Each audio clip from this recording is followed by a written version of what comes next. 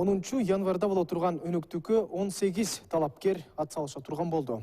Бүгүндөн тарта мамлекет башчылыкка аттангандар үгүт иштерин башташты. Бул жолу атаандаштык жалгыз кандидаттар арасында гана эмес, мамлекеттик башкаруунун кайсы бир формасын алдыга сүрөгөндөрдүн ортосунда болот. Тагыраак айтканда, сиз президенттик же парламенттик башкарууну тандоого укуктуусуз. Бүгүн биз ушул теманын алкагында талкуу жүргүзөбүз. Саламатсыздарбы? НТС каналында Ар тарап программасы сиздер менен мен Кубат Кубанычбек уулу жана бүгүнкү студиябызга келген конокторубуз менен дагы тааныштырып өтөлү. Конституциялык кеңеш менен мүчөсү профессор Чолпонай Койчуманова эжебиз. Куш келипсиз. Көз карандысыз эксперт Айнура Усупбекова эжекебиз.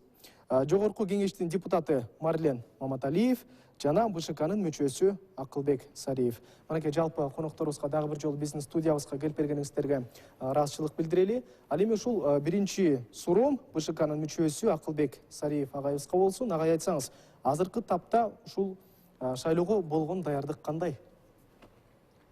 Шайлоого даярдык БШК тарабынан бекитилген календардык план боюнча алып баратат. Мыйзам ченемдери менен сиз айткандай бүгүндөн баштап бүгүт маселеси башталды. Буга чейин талапкерлерди каттоо аяктады. Кечээ күнү акыркылардан болуп бир талапкерге каттоодон баш тартууга чечим кабыл алынды. Ошондуктан бүгүн жалпы эле мыйзамда каралган тартипте үгүт маселеси башталды десек болот. Ошону менен бирге сиз айткандай референдум маселеси да коюлуп, ал маселе боюнча да бүгүнкү күнү мыйзам боюнча үгүт маселеси бүгүнкү коюлган күндөн баштап, дайындалган күндөн баштап башталат деп турат. Ошон үчүн эки өнөкөттүкү бирдей үгүт маселеси башталды десек болот. Мына бүгүн ушинтип үгүт иштери башталды. Ал эми ошол үгүттөгөн адамдар кимдер жана кайсыл каражатка тартылды? Ошол боюнча да бир кенен токтолсоңуз. Үгүт маселеси талапкерлердики боюнча айтсак, эгер кимдир бирөө кандай бир талапкерге үгүт маселеси боюнча жардам берем десе, ал тарап ошол талапкердин шайлоо фондусунан гана каржыланган тартипте жардам берүүгө укуктуу. Эгер ошол үгүт маселеси кандайдыр каржы маселесине байланышкан болсо. Ошон үчүн деле үгүт маселесине катыша албаган бир топ тараптар көрсөтүлгөн. Мыйзам боюнча жашы жетелектер, диний кызматкерлердин, чет элдик жарандар, ошондой мамлекет кызматкерлер ушул жактар үгүт маселесине катыша албайт деп мыйзамда так көрсөтүлгөн. Азыр ошол коомчулукта аябай кызуу талкууга түшкөн бул форма 2 маселеси боюнча дагы форма 2 жоюлду. Ал эми башка региондордо катталгандардын эми тагдыры кандай болот? Ушул суроого жооп барбы? Бүгүнкү күндө туура айтасыз. Октябрь окуясынан кийин шашылыш түрдө болсо нааразы тараптардын демилгеси менен, талабы менен десек болот, ушул форма 2 маселеси салынды. Бүгүнкү күндө биздин шайлоочулар өзлөрүнүн катталган жеринен гана добуш берүүгө укуктуу. Бир гана маселе ошо форма 2 колдонуу маселени форма 2-ни колдонууга биздин чет мамлекеттеги шайлоочулар гана колдоно алат. Эми муну биз туура түшүнүп кабыл алсак туура болот го деп эсептейм. Себеби билесиздер, 2015-2017-де 300 миңге чейин шайлоочу форма 2-ни колдонгонсо 2020-жылы 500 миңден ашып кеткен. Бул эми ошол биринчи жанагы нааразы тараптын талабы ушул форма 2-ни жоюу болуп талап кылды эле. Ошол себептен жогорку кеңеш дагы эми шарттуу түрдө бирок мындай кабыл алып бүгүнкү күндө берди. Эми айта кетчү нерсе, бүгүнкү күндө ошол форма 2-ни колдонгон шайлоочулар көбү билбейт болуш керек. Биздин милдет ушу бүгүнкү күндө ошолорго жеткирүү маселеси. Анткени алар баарыбыз билебиз, шайлоочулар добуш берген күндө жакындаганда ойгонобуз. Тилекке каршы. Анан ошондо баягы мурункудай өзүнүн укугун ишке ашыра албай калгандан анан нааразычылыктарын билдириши мүмкүн. Бүгүнкү күндө тынч болгону менен ушул маселе көйгөй көтөрүшү мүмкүн. Ошон үчүн ага жеткирбеш үчүн менимче бүгүнкү күндө бардык тарап шайлоо комиссиясынан баштап жарандык коомго чейин ушул маалыматты так жана убагында жеткирүү иш аракети менен аракеттенсек жакшы болот эле деген ойду айтып кетет. Анын арасында мына сизге окшогон массалык маалымат каражаттары чоң салымдарды кошот элек. Эгер ушундай байма-бай бат-бат ушу форма 2 жоюлгандыгы тууралуу ким аркылуу болбосун маалымат берип турсак. Ага, сиздин жообуңузга чоң рахмат. Эми кийинки суроом ошол Жогорку Кеңештин депутаты Маралим Маматалиев сизге болсун. Айтсаңыз, референдум боюнча маселени сиздер көтөрдүңүздөр. Ал эми үгүт иштерин дагы сиздер жүргүзөсүздөрбү? Жок, эми үгүт иштери биз жүргүзө албайбыз. Эми кандайдыр бир учурда өзүбүздүн граждандык позициябызды айтып, же болбосо өзүбүздүн электорат менен жолукканда деле өзүбүздүн позициябызды айтканга мындай мүмкүнчүлүк бар да. Негизинен эле бул маселени жөн жерден көтөрүлгөн жок. Бул маселеге бүгүн болбосо эртең сөзсүз түрдө бир чекит коюлуш керек эле. Анткени ушул 30 жылдын ичинде кандай гана конституцияны өзгөртпөй эле, бирок так даана биринчи жолу мына элдин өзүнөн сурап атабыз да. Азыркы деле конституция өтө жаман деп айта албайм, бирок ошол эле учурда де факто башка болгону менен, де юре башка болгону менен, де факто башка эле бир супер президентский деле жашадык да. Буну дагы ачык айкын эле айтып коюш керек. Ошондуктан биз айттык, эгерде келиңиздер президенттик боло турган болсо, мындан ары кайра эле ушул өкмөттү кетире бербей, мына 30 жылда 30дан ашык премьер-министр кетти. Ошолордун баарын кетире бербей, премьер-министр болбош керек. Болгону ошол президент баардыгы башы менен анда жооп берсин. Жок, келиңиздер анда парламенттик боло турган болсо, анда келиңиздер анда президент деген жок болсун. Президент жок болсун, ал такыр эле аны шайлабай турган болуп эле, мындай даже номиналдуу эмес, жок болсун дегенге чейин мындай барыш керек да. Ошондо парламент толугу менен өзү жооп берсин. Өзү премьер-министрди дайындап, утуп келген партия ошол составты өзү кылып, куруп, мындай эч кандай коалиция болобу, толугу менен жоопкерчиликти өз мойнуна алып, анан эл ага баа бере тургандай болуш керек деген эле бир эл тандасын, эл өзү багыттап алсын деген шартта эле чыктык да. Рахмат. Кийинки суроомду дароо эле ушул Конституциялык кеңешменин мүчөсү профессор Чолпон Койчуманов эжебизге берейин. Айтсаңыз, азыркы тапта Конституциялык кеңешмен иштеп атат да. Эгерде эл парламенттик башкарууну тандаса же баарына каршы тандаса, анда эмне болот? Чоң рахмат. Эми биринчиден кошулуп кетет элем. Чындыгында эле 23 жылдан бери ушул конституцияны 12 жолу өзгөрттүк, бирок биринчи жолу ошол тандоо референдуму болуп жатат да, парламенттикпи же президенттикти.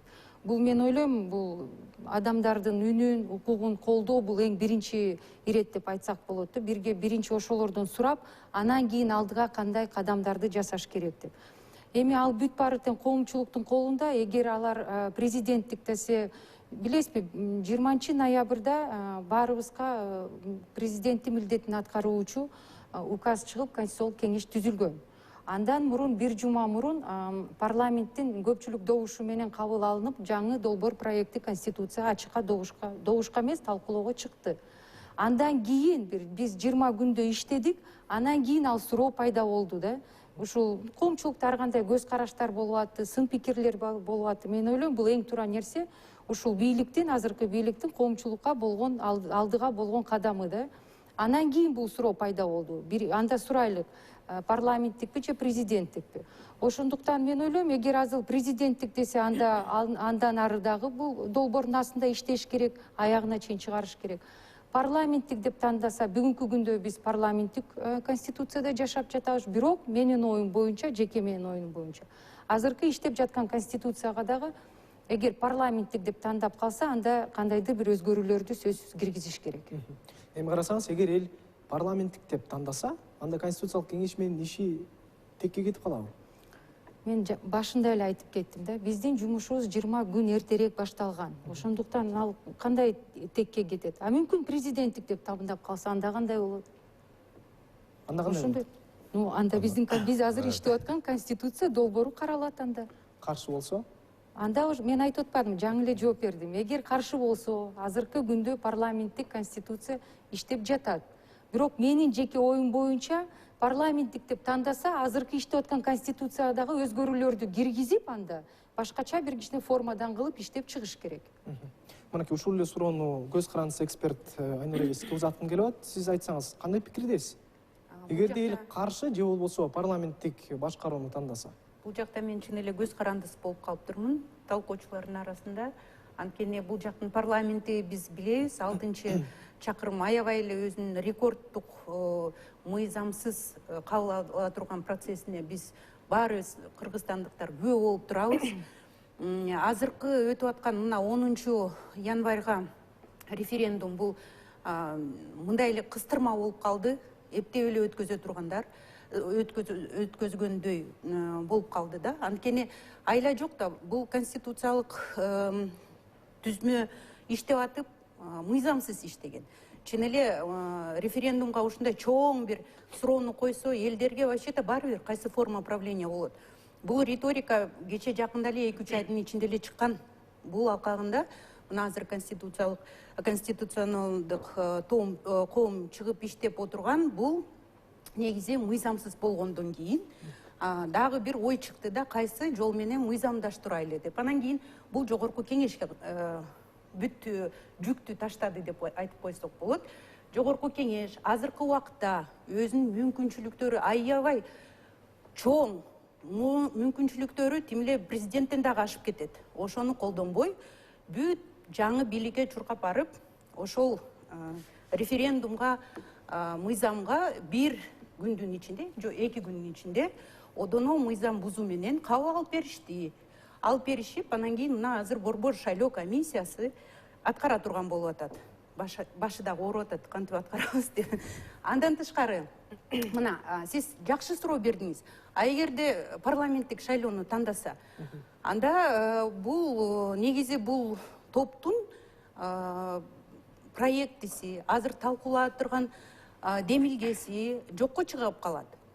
Ошондуктан мисалы үчүн бүт Кыргызстандын элине негизи парламенттик шайлоо же президенттик баары бир. Буларга биздин элибизге нан, акча, күнүмдүк оокат, саясий кырдаал аларга эч бир тиешеси жок. Анткени 5-6 октябрда болгон окуялар бул негизи президенттик форма бизге бергиле деп ушундай талап чыккан жок. Андан тышкары мына жаңы бийлик басага алып ушул президенттик системаны колдоп атышат. Талапкерлердин аттарын атабайбыз, Эмне үчүн? Атаса болот. Бүгүн үгүт кампаниясы башталды. Биз дагы салым кошуп коелу 1-2 талапкерлерге. Бирок сразу айтып коеюн да, бул негизи азыркы техникалык тарабынан, процедура талабынан борбор шайлоо комиссиясы эч маселе жок, Акылбек Аблабекович, билесиз. Бул практика болгон 16-жылы ошентип эле кыстырма коюп жергиликтүү кеңеш менен ушул азыркы референдумдун өзгөртүүлүү системасы киргизген да. А бул жакта полностью системаны баш аягы менен алмаштырып, ушул жаңы проект берип атышат.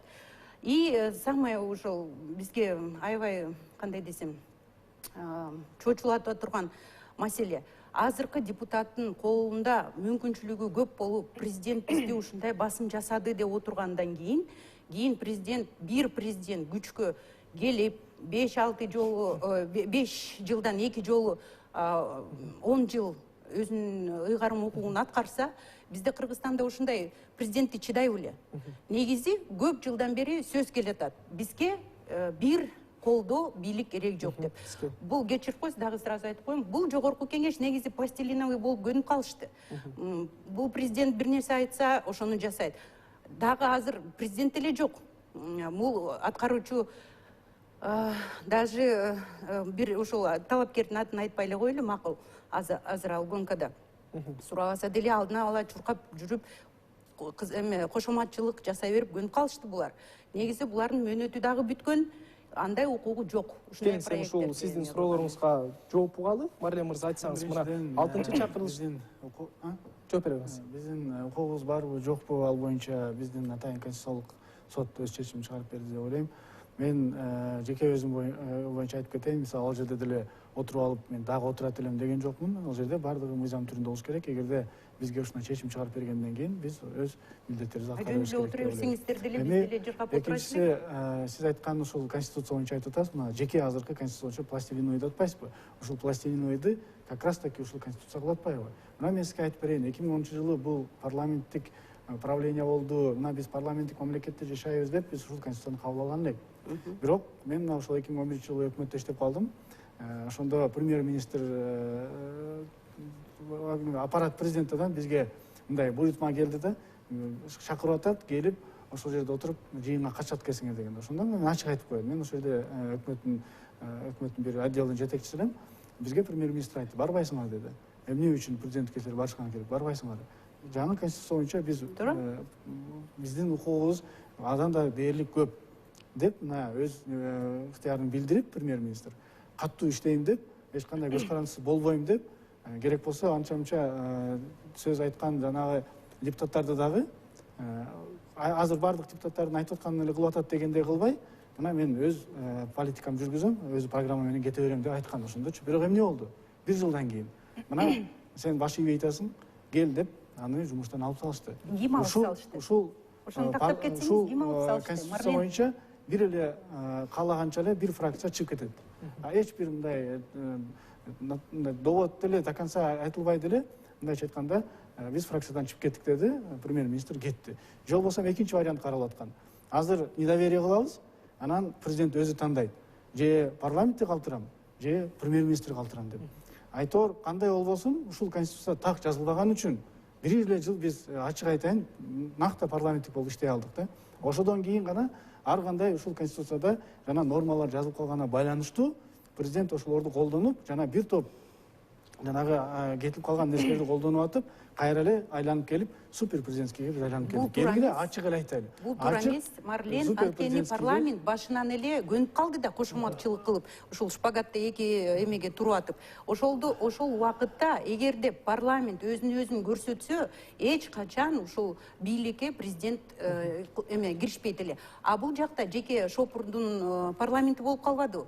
Ошондуктан бүт баары кайсы президент эмне десе ошого чуркап барып макулдугун өздөрү беришкен да. Бир аз темадан алыстап кеттик. Кийинки суроо мынакей, конституциялык кеңеш менин мүчөсү Жок, баарыңар. А бул жалпы эле парламенттин дээрликөө деп айтсаңыз жарашат эле. Жок, айта албайбыз, анткени биз көргөнбүз сиздин демилгеңиз чуркап барып жаса койгондой, ушул референдумдун сиз демилгелердин арасында сиз дагы болгонсуз. Марлен, аны калп айтпаңыз. Эл мына өзүңүз келиңиздер эми кийинки суроом ушул конституциялык кеңеш менин мүчөсү Чолпон Жеске болсун.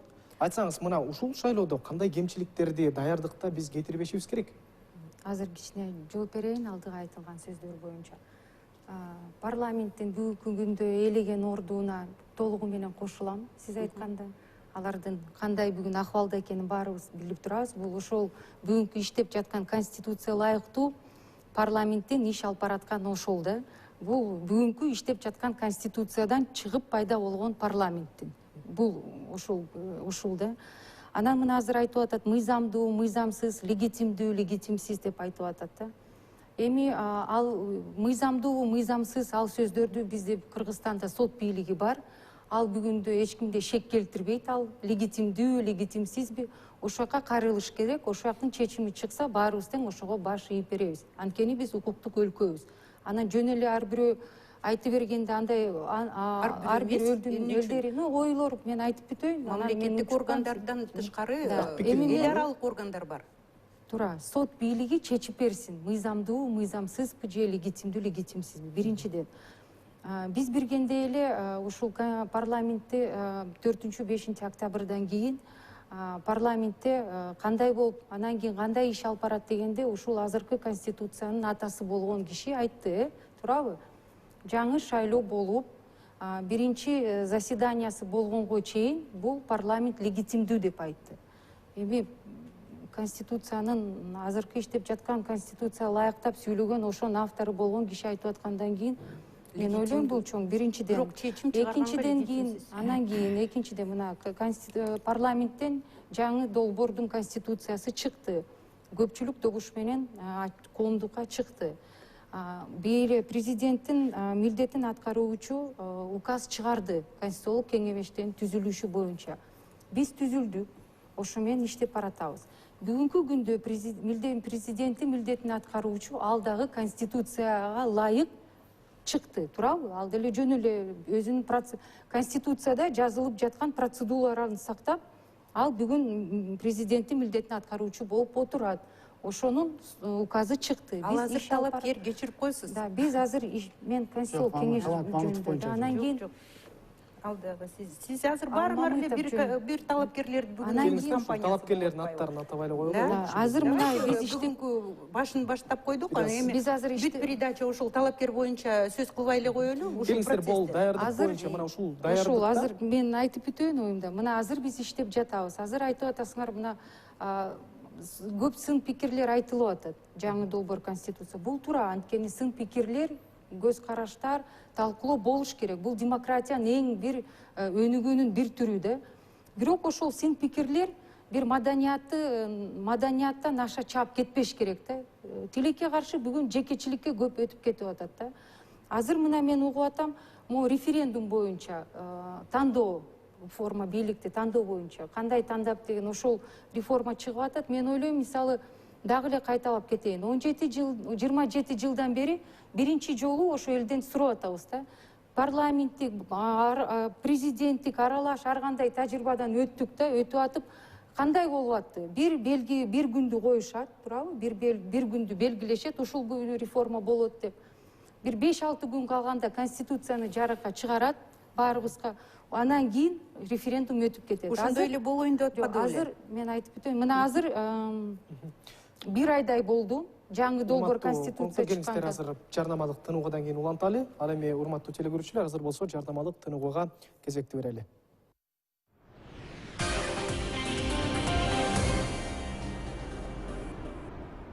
Урматтуу телекөрүүчүлөр, биз болсо бүгүн ошол 10 январда боло турган өнөкөттүк жөнүндө талкуу жүргүзүп атабыз. Ал эми келиңиз сиздин пикириңизди уланта бериңиз. Азыр жаңы долбоор конституция чыкканына бир ай болду да, бир ай болот.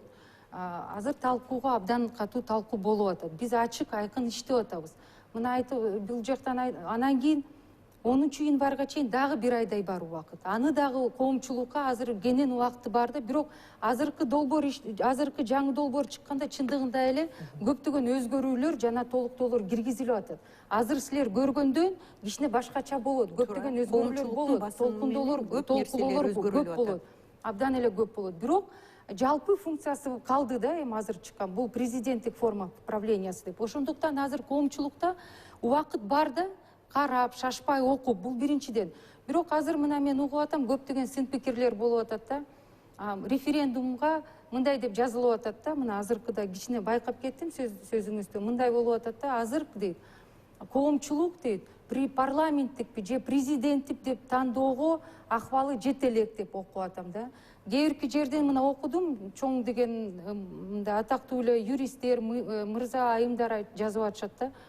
Азыр дейт, элдин аң сезими, анын мындай билими жете элек дейт тандоого дейт. Парламенттикпи же президенттикпи деп.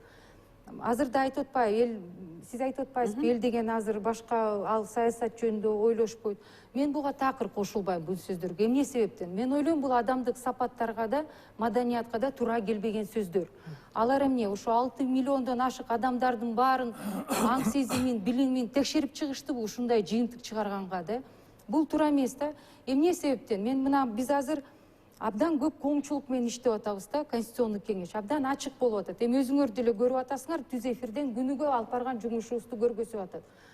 Мен такыр кошулбайм. Региондордон эң көп региондордон келип атышат адамдар. Туура, биз деле региондордо барып карап келип атабыз. Абдан көп келип атышат. Анан алар билимсиз же аң сезими жетпейт деген сөздөн такыр алыс болушубуз керек. Бизден жакшы билип атат маселелердин баарын. Анткени айылда жашаган адамдар Бишкекте жашаган адамдарга караганда социалдык, экономикалык, саясий, коомдук көгөлүү маселелердин баарын өздөрүнүн башынан өткөзүп атышат.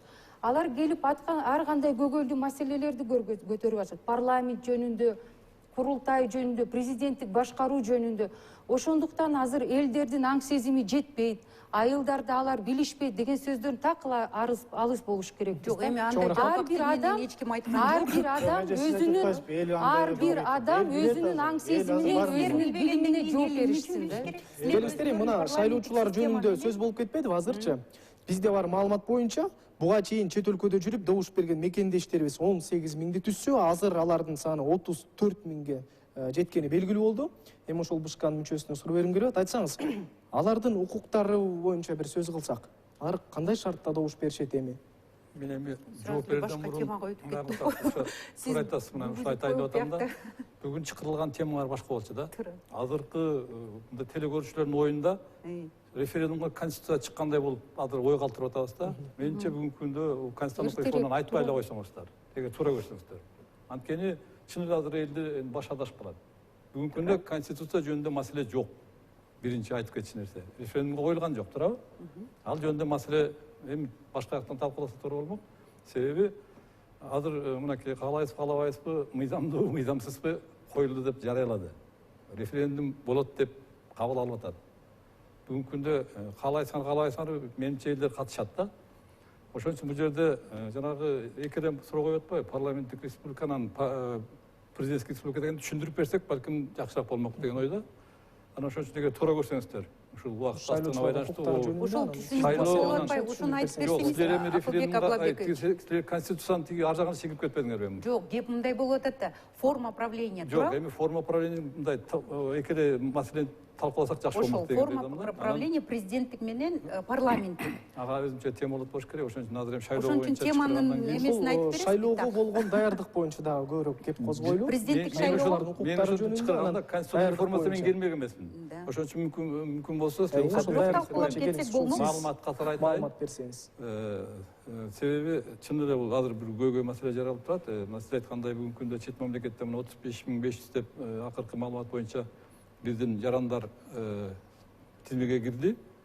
Эми алардын укуктары биринчиден добуш берүүгө келгенде Форма 2 аларга колдонгон уруксат берилген. Форма 2 Кыргызстан аймагында колдонгонго тыюу салынды. Бул кыска маалымат. Участкалар боюнча аякта 45 шайлоо участкасы ачылды. Дагы бир 2 участок ачылуу маселеси каралып жатат. Референдумда дагы добуш берүүдө ошол эле участкалар колдонулат. Бир күнгө коюлуп аткандан кийин. Анткени шарт ошондой болуп турат.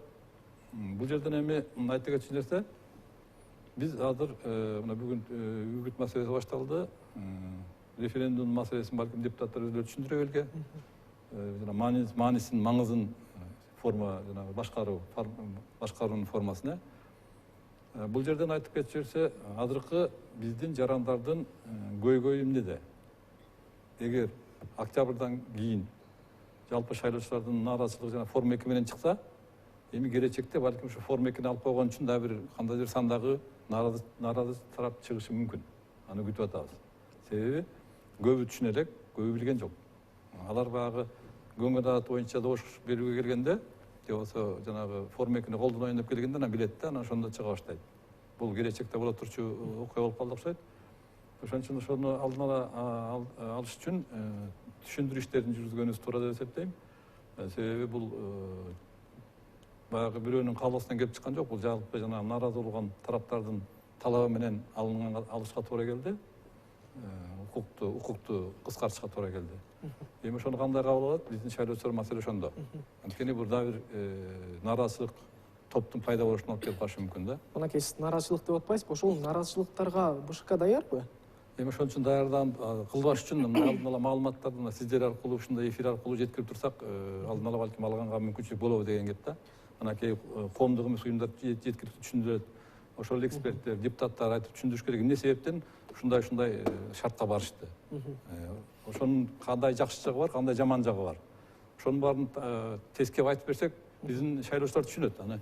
Бирок алдын ала эртерээк айтыш керек да. Туура, Мынакей миңдеген адам миллион бул маалымат катары. мисалы Баткенде катталган, бирок биякта жашайт. Алардын укуктары кандай болот? Мындай да 500 миң бул жогорку чеги болгон, мына акыркы октябрдагы жана Форма 2-ни колдонгондун. Эми анын арасынан бир 305 деген айтканда болот, бир 300 балким 350сү бул бирөөнүн эле суранчы менен, өтүнүч менен, бир кызыкчылык менен жылган шайлоочулар да.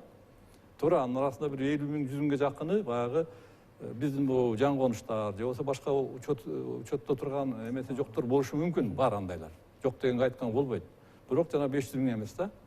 Жанагы керек болсо 400 миңдер айла жоктон көчкөндөр, алар балким жыргайт, дагы кубанат да. Анткени аларды эч ким суранбайт туурабы?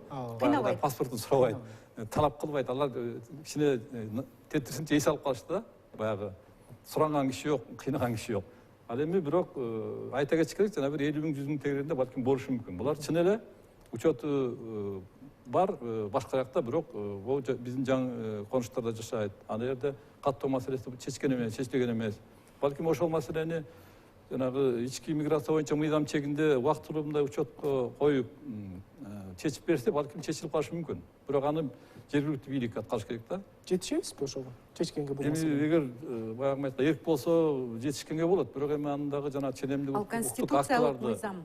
Ошондуктан ал эми азыр болсо ошол эле башка региондо катталган адамдарга кечирип койгула, бирок силер шайлай албайсыңар эле дейт экенбиз да. Эми мындай да, бул биздин Кыргызстан. Ар бир адам өзү чечет, каякта каттоодо турушту. Эгер мен Баткенде же Нарында же Көлдө тургум келбесе, чыгып алып туруп Бишкекке кел дагы тур. Эгер Бишкекке тургум келбесе, чыгып алып туруп Баткенге бар. Бул эми адам өзү чечиш керек. толуктап кетсем Мынакей форма азыр. Форма 2-ни жокко чыгарган жогорку кеңеш. Эми жогорку кеңеш мына ушинтип агай Ошо айтып себебин атпайбы, түшүндүрүп берсе, мисалы, эмне себептен кыска шарт түзүп бериш алынды? керек депчи, эми депутаттар кандайдыр бир шарт түзүп берейби ошол шайлоочуларга? жок, негизи пайда болгон себебин жакшы белгилеп кетпедиби? Чын келгенде 500 миң бул каяктан пайда болду? 500 миң бул ар бир талапкер, ар бир партиядан ошонун ичинен ким көп алса, ошол депутат болуп келет деген мындай максат коюлганда, ошондо ар бир талапкер Бишкектен Нарын жакка ташыса, башка талапкер Нарындан кайра Бишкекке ташып эле, ушинтип эле орто жолдон ташылган адамдар. Негизи форма 2-нын эң негизги максаты бул жана студенттер, келип аткан студенттер, башка жактан Бишкекке келип иштеп аткандар, же болбосо больница аркылуу же мигранттар, ошолорго өзү негизделген форма 2 болчу. Бирок аны биз мыйзамды жазылып калганга байланыштуу ар бир талапкер, ар бир партия өз кызыкчылыгында иштетип атып, мына 500 миңге чейин чыгарып жүрдү да. Чын келгенде андай деле көп ары бери жүрүштүн мындай реалдуу түрдө студенттердин иштегендердин арасында анча жок да. Болгону 150 миң 200 миңге жетсе, бул максимум жетиши мүмкүн. Эми аларды эми азыр акыркы окуяларга байланыштуу биз жөн эле отмена кылып салдык. Бир топ мындай өзгөртүүлөр киргизейин дегенбиз. Эгерде кайсыр бир мындай стройкада иштеп атса, ошол стройка печатин басып берсин, справкасын берсин десек, анда дагы талапкер же болбосо ошол партиялар аны да колдонушу мүмкүн да. Бир сүйлөшө коюп эле, ар бир компания менен сүйлөшө коюп эле, кел эле деп печатин коюп дагы эле ошол системага түшүп келип калышы мүмкүн да. Бул эми ачык айтканда мындай форма 2-ны эч качан адам өз жаны менен, эгер тууган болбосо эле, өз жаны менен барып алып ошол жака мындай добуш бербейт да. Бул чынынан келгенде жанагы бир аз коррупциялык схемага айланып кеткен нерсе болгон үчүн буну отмена кылдык. Эми эл туура түшүнүш керек. Бирок кийинки шайлоого, мына келаткан шайлоого биз буну ачык айтыш керек. Эч мындай тууралап бере албайбыз. Мүмкүн кийинки парламенттик шайлоого келгенде азыр мына Face ID деп коет, отпечаток пальца деп коет, же башка бир ыкмалар менен мындай жакшы электрондук ыкмалар менен мүмкүн колдонуп туруп, ошону ишке ашырсак, аларга дагы шарт түзүп бергенге мүмкүнчүлүк болот. Электрондук ыкмалар деп айтып өтпөдүңүзбү? Айнур эже, айтсаңыз, мынакей келерки кош шайлоодо кандай мүнчүлүштүктөр болушу мүмкүн ушул техникалык жаатта? Мен баягы эмеге кайтып кетет элем, эмне үчүн ушул маселе болуп референдум боюнча маселе чыгып калды, анан кийин конституциялык реформа. Негизи бул мөөнөт, мына азыркы мөөнөтсүз президенттик шайлоо кыска мөөнөттө өтүп атпайбы? Бир айга жетпеген үгүт кампания, анан кийин бүт эмелер кыскартылды. Ошонун ичине кыска убакытта референдум просто кыпчылып калганын, ошол дагы маалымат жок болот элдерге. Ошол бир чоң көйгөй болуп атат. Анткени президенттик форманын бир түрү, парламенттик форманын 3-4 түрлөрү бар. Ошол маалыматты ким жеткизет? Борбор шайлоо комиссия жеткизиш керек. Убакыт аз болгондон кийин ошон үчүн биз баягы сөздү козгогонбуз. Жалпы Анан сиз дагы жеткиришиңиз керек. Биз дагы жеткиребиз. Бирок биз жеткиргенде 5-6 варианттарды жеткирсек, элдин чын эле башы айланып калат да. Ошондуктан бул маселени сиздерге койдук, парламентке койдук. Ошол кыстырма ичинде болуп калгандан кийин. Андан тышкары, мына эл шайлоого келет. Мисалы үчүн талапкерге, бир президентке талапкерге добуш берет. Анан референдумга бербей койгонго мүмкүнчүлүк бар. Ошондуктан ишенбестик болсо, негизи мындай протестный электорат көп болот да. Анын ичинде барына каршы деген эме болот, мүмкүнчүлүк. Ошол барына каршы деп болуп калса, анда кайсы форма конституция калат? Ал дагы бир суроо. Туурабы? Азыркы конституция калабы? А эгерде парламенттик болсо, жаңы конституция. Ошон үчүн маселе көп боло турганга байланыштуу. Бул негизи убакыт көп болуш керек. Биз айткан жокпуз, ал кереги жок. Бул суроолор керек эмес деп эч ким айткан жок. Мүмкүн керектир. Вообще-то талап башка болгон да. Талап негизи парламенттик шайлоо чын өтсүн, таза өтсүн деген талап болчу. Ошон үчүн орто жолдо бул суроо болуп калгандан кийин эми 10 январь мына активдүү күн эң эле көп дегенде бир 15 күн болот. Анткени азыр жаңы жыл башталат, анан кийин барыбыз эс алабыз. Ошол убакытта маалымат жок болгондо элге мындай суроо көп жаралат да. Мен айткан жокмун, эл ушундай түшүнбөйт деп. Бул эл менен жабынган көп эле саясий мындай лидерлер айтып коет, а негизи эл түшүнөт. Эгерде түшүнүктүү маалымат чоң кенен убакытта болсо, эл түшүнмөк. азыр шайлоо күнү барат дагы кайсы формага берейин деп бирөөдөн сураса дагы сразу айтып коюшат президенттик формага. Туура маселени козгодуңуз. Ошол эми саноого келгенде айтып коелу. 30% болобу шайлоо референдумга катышканда, ошондо кандай десем, этот процесс легитимный, чтобы считался, кабыл алынганды деп. Ошол 30% болбой калса эмне болот?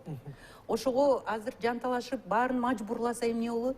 Анан кийин шайлоо, парламенттик шайлоо менен административдик ресурс менен добуш сатып алуу менен басынса, ушул эки чоң плебисцит өтпөй калса дагы башаламан болуу, ошол көйгөйлөр турат да. Кеп анда эмес, конституциялык реформа болуш керек, мүмкүн, чын эле, бирок аны шашып ушул ушундай кандай десем колдорду бурап алып барган системага канчалык мындай эме болуш керек эле. Айнура эже, бул маалымат боюнча аябай туура кепти козгодуңуз да. Башкаруу формасын аныктаган референдум жөнүндө, референдум боюнча ким үгүт иштерин жүргүзөт? БШКбы же жогорку кеңешпи? Мен айтып коеюн. Мыйзам боюнча мындай да, ал жерге мыйзам боюнча ошол референдум өтүшүн колдоо же болбосо каршы топ деп түзүлөт расмий түрдө. Ал 10 кишиден адам, 10 жарандан адам эмес, 10дон кем эмес жарандан түзүлгөн топ болот.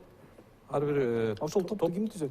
Каалаган биздин Кыргызстан 6 миллион калкы түзсө болот, 3,5 миллион калкынын каалаганы түзсө болот. Кааласа 10дон 3000 топ түзсүн, кааласа 3000ден бир 10 топ түзсүн дегенде мыйзам жол берет. Эми ал башка маселе ошол укукту колдонобу, колдонбойбу, бул биринчи маселе. Азыр канча топ түзүлдү? Азыр түзүлүп бүгүн эле коюлду да. Азыр үлгүрү элек. Убактысы канча болот ошол түзүүгө? 10 күндүн ичинде түзүлүшү керек. Түзүлүшү керек. Анан маселе мындай да, маселе бүгүнкү күндө чын эле баягы референдум коюлганы кыргызча болуп калды, баягы каалайсыз каалабайсыз аны моюнга алыш керек. Эми бир айдын убактында негизи жетиштүү, себеби бизде 2 эле кыска суроо коюлуп атат. Муну талкуулаганга. Башка маселе уюштуруу иштери боюнча. Көп тараптар бүгүн билбейт, референдум коюлганын 10 күндөн кийин билет. Жетет да маалымат, бара-бара жетет. Анан көбү билбей калышы мүмкүн. Анан эле талапкерлер, азыркы шайлоого катышып аткан талапкерлер дагы бул маселени көтөрөт сөзсүз түрдө. Алар көтөрбөсө тиги шайлоочулар суроо берет, ага да жооп берет. Анан шайлоочулардын ичине мындай адашып калышы мүмкүн, эмне жөнүндө кеп болуп атканын билбейт. Азыр ушул жерде туруп элебиз. Маселе башка тема кирип кетпедик, ошондой эле болот да. Жерден дагы адашмай маселе болот, аны танбаш керек. Ошон үчүн биринчиден менин ойлогонум боюнча үгүт маселесине демилгечи болуп депутаттар болгондон кийин мындай так, мындай илимий жагынан айтабы же элге жеткиликтүү айтабы, ошол тартипте жалпы элге түшүндүрүш керек эки түрүн башкаруунун. Булар эми түшүндүрүп калса анда иш бүттү. Жок, эми демилгечилер бар да. Негизи биринчи менин ойлогонум боюнча мыйзамчылар баары бир билимдүү адамдар. Булар депутаттар. Билимдүү адамдар болгондон кийин жалпы эми түшүнүгү жок биздин жарандарга билим негизинде түшүндүрүш керек. Бул мындай оюнчук эмес. Муну мындай илимий жактан түшүндүрүп, бул эмнени түшүндүрөт, бул эмнени түшүндүрөт деген түшүндүрүү иштерин жүргүзүш керек да. БШК мисалы БШКнын милдети эмес. БШКнын милдети бул маалыматты гана жеткирүү, ошол референдум болору тууралуу. А маңыздын биз түшүндүрбөйбүз. Ал биздин милдет эмес. Сразу айтып кетейин. Ал жакты болсо мындай жарандар, башка жактар өзлөрүнүн деңгээлине жараша, мүмкүнчүлүгүнө жараша, бирок бул жерде шарт бар. Фонд деген жанагы үгүт топтордун фонддун ошол аркылуу деген жүрүш керек деген талап коюлуп калган. Рахмат агай. Биздин убактыбыз да чектелүү. Келиң сиздин пикириңиз менен анан эфирибизди жыйынтыктайбыз. Биринчиден мен айтып атам, такыр кошулбайм, шашып ушуп өтүп атат кыргызча деген сөздөргө. Биринчиден азыр конституция жаңы долбоорун алган жокпуз да. Эгер конституциянын жаңы долбоорун ошого дагы рахмат деп атабыз силерге. Ошону өткөзсө бир жөн. Бирок эми мен азыр тарых боюнча 2010-жылы кандай шашылып конституция кабыл алганын ошол жөнүндө токтолуп айтып берсем, күнүнө чейин конституция жөнүндө сөз жок. Ошондуктан мен сөзүмдү аягына чейин сүйлөгөнгө, ошондуктан шашып ушуп деген сөздөн алыс болушубуз керек. Баары тең ирети менен эле болуп баратат. сын пикирлер болду, мына добушка койду. Президенттикпи же парламенттикпи? Азыр айтып атасыңар, элдер адашып калат.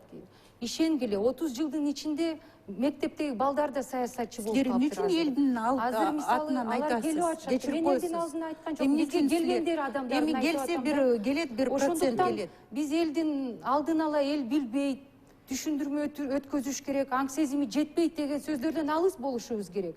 Анда Коюлдубу, булардын анда тобу тандайт. маалымат жасайт Эгер экен, туура эмес Акылбек болуп калса, Абайбекович. дагы көп убакыт бар жаңы конституция. Азыр референдум тандоо болуп атат. Парламенттикпи, президенттикпи? Андан ары качан кабыл алынат конституция? Бул белгисиз. Үгүт кампанияга Мүмкүн- кошуласызбы? Мүмкүн жарым жылга созулуп Мисалы үчүн, кетет. мага белгисиз Ошондуктан болот. эч кандай мындай шашуу деген азыр жок. Мен ойлойм баары тең ирети менен болуп баратат. Салыштырмалуу биздин тарыхта мурунку конституциялар кантип кабыл алына салыштырмалуу бүгүнкү күндө баардыгы ошондой эле болуп шашпай баратат. эле мыйзамдын чегинде Дагы болуп ошондой эле баратат. болуп Сиз дагы ушул пикирге кошуласызбы? Биринчиден, мурдагы жылкыларга караганда так ошондой болуп атат деп атпайсызбы? Андай эмес. Ачык айтпайлыбы? Еще хуже. Жок, андай Тогда эмес. надо Биринчи сказать, жолу, андан дагы биринчи өтүп жолу баратат. элден сурап атабыз. Элим, Биринчи жолу сурап атат, туура. Өзүң танда, өзүң айт.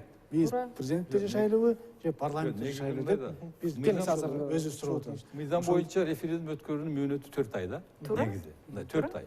Кайсы гана маселе болбосун 4 айга чейин убакыт берилет. Эми жана шашылыш дегени 1 айдын ичинде коюлуп калды деген сөздү айтып атабыз. Шашылыш мүмкүн, шашылыш болгон. Жок, мен ошондой айтып атам да, мен маңызын айткан жокмун го. Жок, неме эч айтып Бул атпайбы? Мурдагыдай болсо болгон айтат, эмес. өзүнө кабыл алып атпайбы? Мен сизге ешкандай каршылыгым жок. Мен өзүмө Макул, кабыл алам. келиңиздер, Мен чечимдерди урматтуу. мен албайм. Эмне үчүн мен кабыл ошол алам сөз өзүм? айтпайм. Урматтуу коноктор, Азыр эле айтып калдыңыз го. ардактуу телекөрүүчүлөр, бул маселеге дагы биз кайрылабыз. Ал эми программабызды кайрылыш ар керек тарап да. деп турганда эле мынакей баардык тараптардын оюн уктук. Биздин оюбуз боюнча мына аябай көптөгөн сунуштар айтылды. Ошол сунуштардын баардыгы эске алынат. Ал эми урматтуу телекөрүүчүлөр, ушуну менен ар тарап программасы жыйынтыкталат. Сак саламатта туруңуздар.